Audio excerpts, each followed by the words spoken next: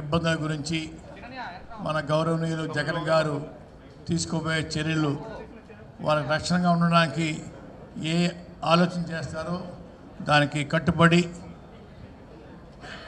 వారికి సహకారంగా ఉండడానికి ఉంటానని చెప్పి తెలియజేసుకుంటా ఉన్నాను.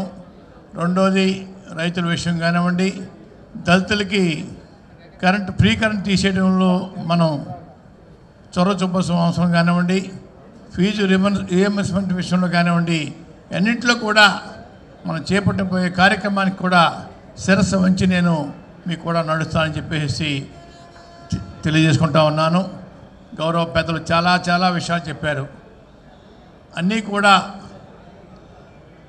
అర్థం చేసుకోండి. అన్ని విషయాలను కార్యకర్తకి బలంగా ఉండడం కోసం, అలాగే పార్టీని బలోపేతం చేయడం కోసం, మళ్ళా మన జగన్మోహన్ రెడ్డి గారిని అధికారం తీసుకురావడం కోసం మనందరం కృషి చేద్దామని చెప్పేసి తెలియజేసుకుంటూ సెలవు తీసుకుంటాను.